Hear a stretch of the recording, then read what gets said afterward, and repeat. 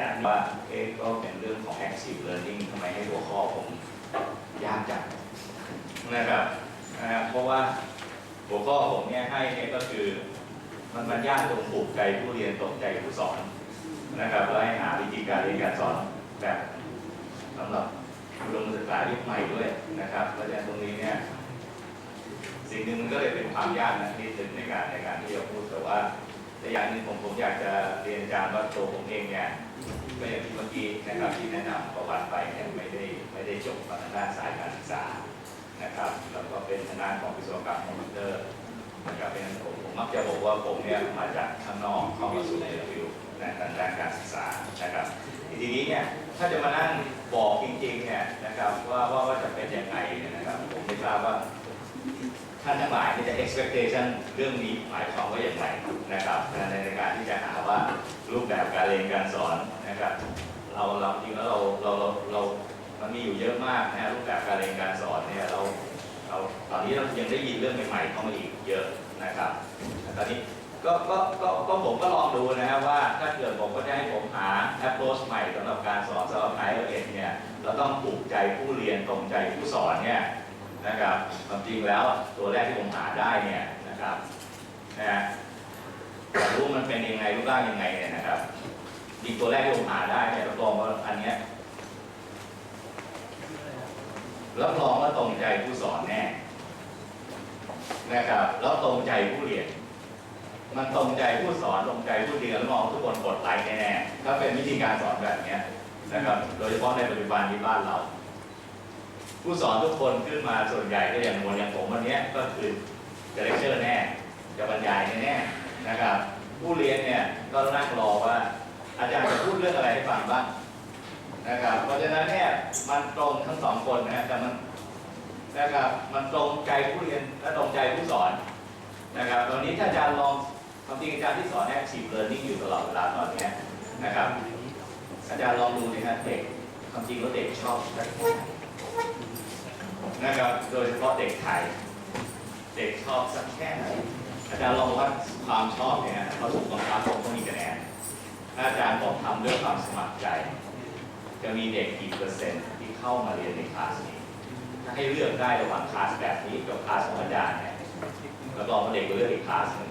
นะครับตอนนี้เป็น expectation คือความคาดหวังของเขาที่จะได้ผมเลยบอกว่าโจทย์อันนี้ถ้าตรงใจผู้สอนตรงใจผู้เรียนไม่ต้องพูดกันมากเลยพอขึ้นปั๊บก็จบกันได้เลยนะครับแล้วอาจารย์เนี่ยอาจารย์บอกว่าให้ไปเรียนสอนแบบบรรยายให้เรียนสอนแบบ active learning ไปทำ problem based ไปทำ project based ไปทำ TP problem project based นะครับไปทำ brain based learning ไปทำ research based learning ไปทำผู้สอนก็เริ่มคิดว่าเราจะให้ทำอะไรนะครับนะครับบรรยายเนี่ยนะครับส่วนใหญ่แล้วนะครับเพื่อนได้แน่ๆนะครับเพราะฉะนั้นตรงนี้ผมบอกตรงใจผู้สอนตรงใจผู้เรียนแน่ๆแต่ถ้าอาจารย์ซูมเข้าไปสักนิดนะครับมันจะได้ภาพอย่างนี้แหละครับที่อยู่ในห้องเรียนเมื่อกี้นะครับรับรองมันได้ผูกใจผู้เรียนแน่ๆนะครับจะมีผู้เรียนอยู่แบบนี้อยู่เยอะมากนะครับในห้องเรียนโดยเฉพาะห้องเรียนขนาดใหญ่ๆอาจารย์จากห้องเรียนขนาดใหญ่ๆแต่ถ้าอาจารย์จับแบบ active learning แล้วห้องเรียนขนาดเล็กเนี่ยนะครับยังไงก็ต้อง active แน่ๆนะครับตรงนี้เนี่ยมันไม่ค่อยนะครับจะ engage student เท่าไหร่นะครับในวิธีการสอนแบบบรรยายนะครับเป็นตรงนี้เนี่ยต่อให้ปัจจุบันนี้เนี่ยอาจารย์มีเนี่ยตรงนี้มีโน้ตบุ๊กขึ้นมาอาจารย์ก็จะเห็นว่าเขาก็ไม่ถูกใจแล้วก็ถูกใจกับตัวโน้ตบุ๊กมาใช้นะครับอันนี้ก็เพราะตอนนี้เราไอ้ตัวที่มันควรจะเป็นเนี่ยมันควรจะเป็นหน้าตาอย่างไรนะครับแต่ถ้าอาจารย์ใช้ตอนนี้เนี่ยรับรองไอ้ตัวนี้ถูกใจผู้เรียนแน่ๆนะครับภาพนี้คืออะไรนะครับอาจารย์บอกโซเชียลมีเดียอาจารย์บอกอาจารย์นึกถึงอะไรบ้างครับอาจารย์นึกถึงดิจิทัลอาจารย์นึกถึงโซเชียลมีเดียอาจารย์นึกถึงอะไรอีกครับ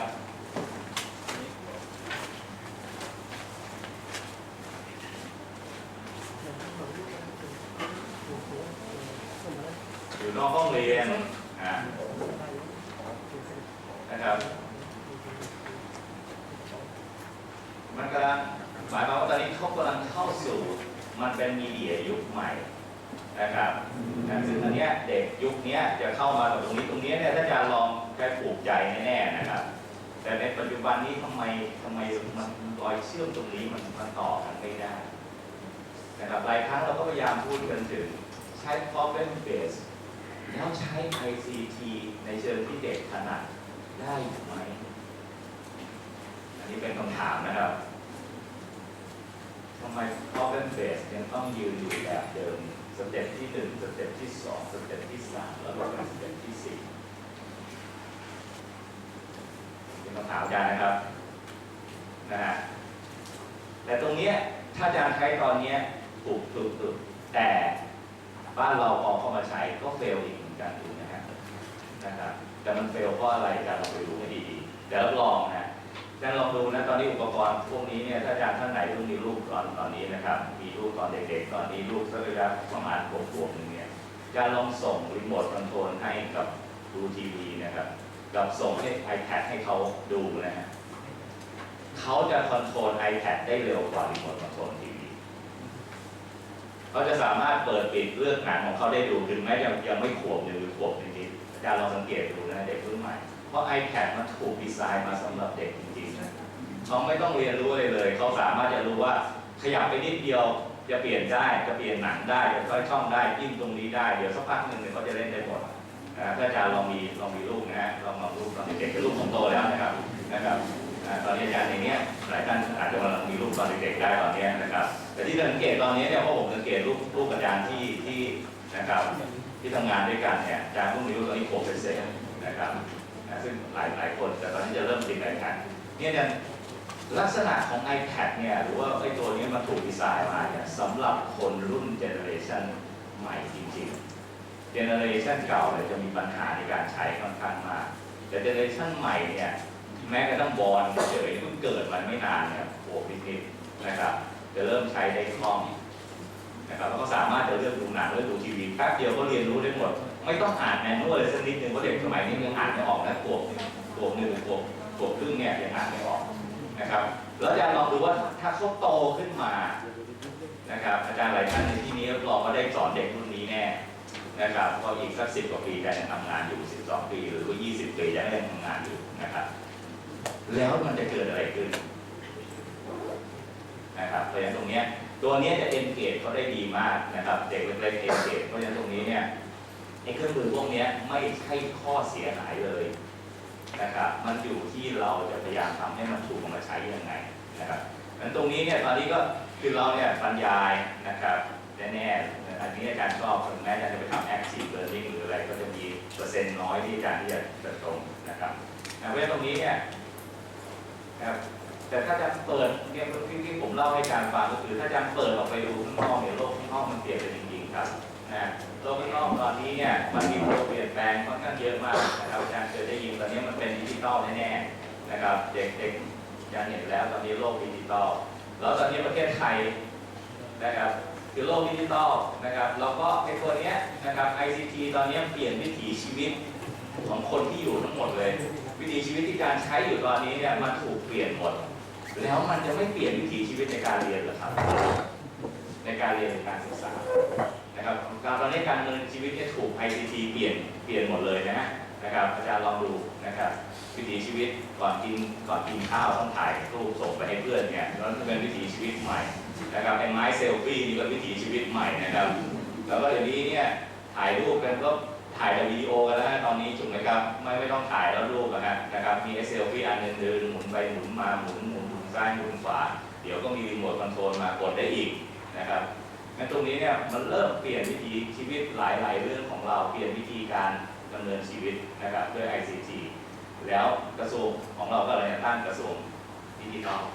นะครับ ICT ก็เลยเปลี่ยนเป็นกระทรวงดิจิทัลมันก็เลยเป็นดิจิทัลโซซายตี้พอพูดถึงคำว่าดิจิทัลโซซายตี้มีการเปลี่ยนแปลงอีกเยอะมากเลยนะครับมันไม่ใช่ว่าเป็นดิจิทัลปั๊บใช้แต่มัลติมีเดียใช้อะไรเป็นดิจิทัลแล้วจบกันอยู่แค่นั้นนะครับถ้าอาจารย์ลองเดินเข้าไปดูในโลกของดิจิทัลจริงๆแล้วเนี่ยดิจิทัลเมนหลักของมันคือดิจิทัลโซซายตี้จุดที่สำคัญที่สุดของดิจิทัลโซซายตี้คือ การแชร์การ collaborate นะครับการจะเห็นว่าตอนนี้เรื่องของ sharing เนี่ยเป็นเรื่องสำคัญซึ่งทำให้ผมเนี่ยเริ่มห่วงว่าถ้าเราจะทำดิจิทัลโซซายตี้จริงๆประเทศเราเป็นประเทศคอนโทรลควบคุมสั่งการค่อนข้างมากนะครับเพราะฉะนั้นตอนนี้ถ้ามันเป็นระบบการแชร์ลิงการทำ collaborative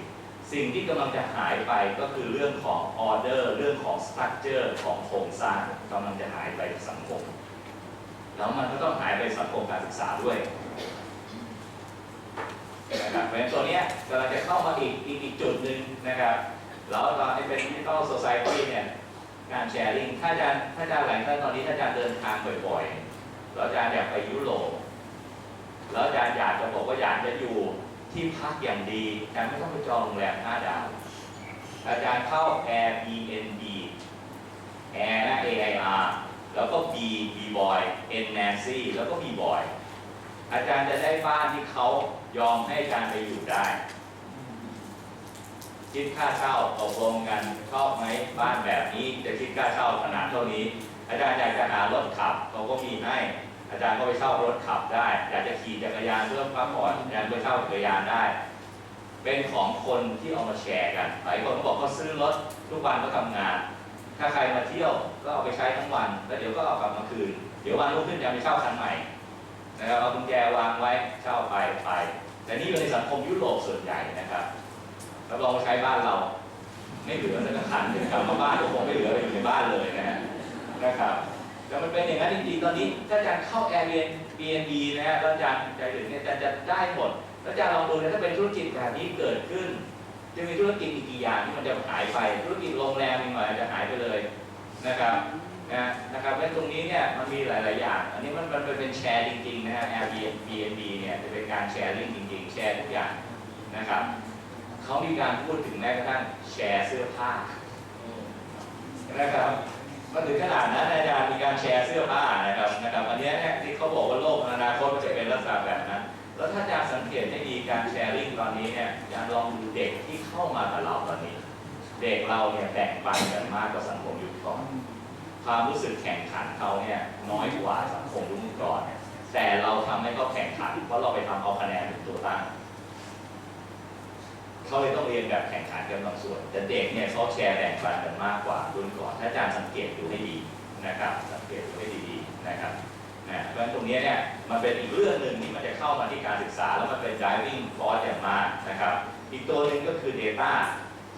นะครับที่มาเปลี่ยนเนี่ยคือ data เนี่ยในปัจจุบันนี้เนี่ยอันนี้ข้อมูลนี้ก็ค่อนข้างเก่านะครับคือผมจะหาใหม่ที่สุดไม่ได้เลยนะครับตอนนี้ยังไม่มีใครทำออกมารู้สึกมันอยู่ในทำแค่ 2013 เองนะครับนี่ขนาดเป็นเวอร์ชัน2แล้วเขาบอกว่าอันนี้ใน1นะครับใน1 มินิทนะฮะใน1 มินิท per day เนี่ยมันมีคนแลกเปลี่ยนข้อมูลกันขนาดนี้ที่เกิดขึ้นอันนี้ข้อมูลซ้ำมาถึง 2013 เช็คมาตั้งแต่ 2011 ถึง 2013 นะครับยังไม่ได้มี 2014-15 จะออกมานะครับตัวนี้เนี่ยเขาทำ data never sleep เนี่ยเขาทำเวอร์ชัน1มาแล้วนี่เวอร์ชัน2ผมยังหาเวอร์ชัน3ไม่ได้ข้อมูลแต่ถ้าอาจารย์ดูข้างในเนี่ยอาจารย์ดูเห็นว่า Data ทั้งหมดที่มันพ่วงกันอยู่ข้างในที่มันแลกเปลี่ยนกันตอน1 มินิตอน1 day ตอน1 วันเนี่ยมันมีจำนวนเยอะมากหมายความว่า Data ไม่เคย sleep นะครับเมื่อ Data ไม่เคย sleep นะครับสิ่งที่มันเกิดขึ้นก็คือ knowledge ของเราจะมี shelf life cycle ของ knowledge ตอนนี้เริ่มสั้นลงเรื่อยๆสิ่งที่อาจารย์บอกว่ามันเป็นความรู้ที่จะไม่เก่าเลยเนี่ยเริ่มจะเก่ายกเว้นตัวที่ไม่เก่ามากๆนะครับถึงแม้ตอนนี้เนี่ยถึงกำลังดูอยู่บอกว่ามีฟิสิกส์บางเรื่องมีคณะขอโทษอาจารย์ที่ต้องอ่านนะครับ อาจารย์เป็นแฟนคลับอาจารย์เข้ามาทุกทีผมเนี่ยเวลาเห็นหน้าอาจารย์ผมต้องคอยหลบไว้เดี๋ยวพูดคำเดิมอีกหรือเปล่า นะครับแต่ตรงนี้นะผมว่าก็จะพูดเพราะมันอยู่ในสายวิทยาศาสตร์และเทคโนโลยีนะครับมันมีทฤษฎีทางด้านฟิสิกส์ถึงแม้จะบอกว่าไม่เก่าตอนนี้เนี่ยนะครับแต่มันจะเปลี่ยนไปเพราะมันอยู่ใน environment อยู่ใน condition ที่มันเปลี่ยนไปจะมีทฤษฎีหลายทฤษฎีที่เปลี่ยนไปนะครับเปลี่ยนในที่นี้หมายถึงว่าเพราะว่า environment มันเปลี่ยนตัว assumption ตัวสมมติฐานมันเปลี่ยนไปนะครับทฤษฎีพวกนี้ก็จะเริ่มเปลี่ยนนะครับทำให้ตรงนี้เนี่ยแต่ในขณะเดียวกันเนี่ยพวกวิชาพื้นฐานต่างๆเหล่านี้จะเป็นวิชาที่ค่อนข้างสำคัญ ผมถามวิศวะเองเลยบอกว่านะครับทำไมเขาต้องไปเรียนเทอมถ้าไม่เรียนเทอร์โมไดนามิกได้ไหมถ้าเด็กสามารถเรียนฟิสิกส์แบบรู้ฟิสิกส์อย่างดีมากไม่แล้วเรียนแบบเข้าใจฟิสิกส์เราไม่ต้องเรียนเทอร์โมไดนามิกได้ไหมอาจารย์เอาหลังเขาบอกได้เพราะเทอร์โมไดนามิกแค่เป็นแอปพลิเคชันของฟิสิกส์เรื่องการถ่ายเทความร้อนแล้วมันเติมคอนดิชันบางอย่างเติมสมมติเติมให้ตัวโปรดักต์บางอย่างเข้าไปนะครับถ้าอย่างนี้ก็หมายความว่าถ้ารู้พื้นฐาน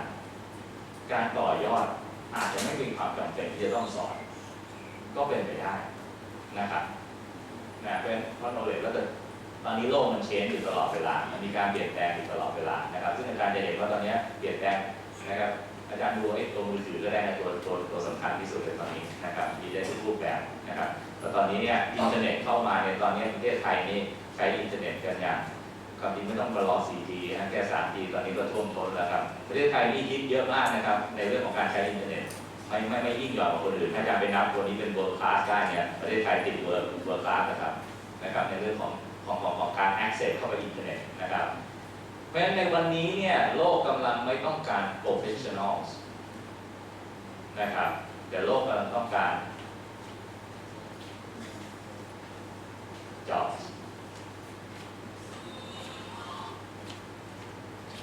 job ตรงนี้ผมไม่ได้หมายถึงอาชีพผมหมายถึง job ตัวนี้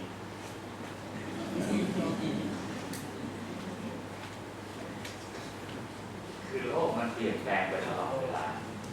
ต้องการคนที่มาสร้างนวัตกรรมสร้างอะไรใหม่ๆอาจารย์ไม่ต้องการคนที่ไปยึดทำของเก่าไปทำโปรเซสเก่าจนกระทั่งมันนะแต่ต้องการของใหม่นะครับปัจจุบันนี้ถ้าอาจารย์ดูให้ดีเนี่ยนะครับประเทศเราเนี่ยยังติดอยู่กับการทำแบบเดิมรูปแบบการแข่งขันแบบเดิมใครทำอะไรได้จะมีคนทำตามขึ้นมานะครับซึ่งในปัจจุบันนี้ถ้าทำแบบนี้เนี่ยมันอยู่ไม่นาน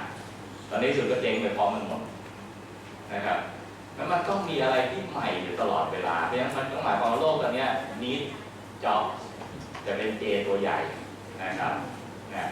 แต่ในขณะเดียวกันโลกเองก็จะมีอาชีพใหม่ๆที่เกิดขึ้นนะครับอาชีพใหม่ๆที่เกิดขึ้นเพราะฉะนั้นตอนนี้ถ้าเป็นอาชีพใหม่ๆที่มาเกิดขึ้นเนี่ยการศึกษาจะเปลี่ยนแปลงไปยังไงนะครับผมยกตัวอย่างได้ตอนนี้เนี่ยเพราะว่าพอมันเป็นโลกดิจิทัลเนี่ยอาจารย์ลองสังเกตอาชีพใหม่ของในปัจจุบันนี้จะเกี่ยวกับสังคมดิจิทัลแล้วเกี่ยวที่สำคัญก็คือไอ้ตัว data ที่มันไม่สลีปนี่ครับมันเริ่มมีหลายคนอาจารย์เชื่อไหมครับว่าคนที่สามารถที่จะวิเคราะห์ข้อมูลขนาดใหญ่โดยเฉพาะบล็อกที่เขียนกันเนี่ยนะครับบล็อกที่เขียนกันเนี่ยถ้าอาจารย์วิเคราะห์ออกมาให้ได้ knowledge ใหม่ได้เนี่ยอันนี้เป็นอาชีพใหม่แล้วราคาแพงอาชีพนี้จะเกิดขึ้นได้ยังไงแล้วมันคืออาชีพอะไรอีกงานหนึ่งเขาเรียกกันคือ data scientist ก็กำลังจะเป็นใหม่ data scientist นักวิทยาศาสตร์ข้อมูลดิบจะเรียกภาษาไทยนะครับเป็นอาชีพใหม่ที่กำลังจะเกิดขึ้นมาพวกอาชีพพวกนี้จะเป็นการศึกษาแบบไหนนะครับแล้วมันประกอบด้วยอาชีพแบบไหนบ้างนะครับแล้วแม้ตรงนี้เราต้องการยูนิตเนี่ยต้องการ creativity นะครับเพราะฉะนั้นมันจะมี job แบบใหม่ๆเกิดขึ้นนะครับเราต้องมีแล้วก็ต้องมี new set of skill ทั้งหมดที่เมื่อกี้ผมเดินดูการจะใส่ 20% to this skill ตอนนี้เริ่มมีสกิลสำหรับ job ใหม่ๆนะครับมันไม่ใช่แค่ 20% skill เนี่ยออกมาตอนแรกเนี่ยเป็นเรื่องของจะบอกให้คนเรียนรู้เพราะว่าความรู้มันเก่าเลยเพราะฉะนั้นคนต้องเรียนรู้อยู่ตลอดเวลา20% เนี่ยมักจะออกมาในเชิงของตอนแรกสุดเนี่ยออกมาในเชิงของการเรียนรู้ซะส่วนใหญ่จะเป็นเรื่องของการเรียนรู้กับอีกอันหนึ่งคือเรื่องของ borderless นะครับเป็นการไม่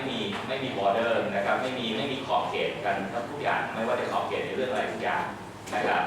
แม้ตอนนั้นเนี่ยมันจะเป็นแบบนั้นแต่ตอนนี้เริ่มมีอะไรที่มันแปลกๆนะครับอย่าลองดูนะตัวนี้ตัวแรก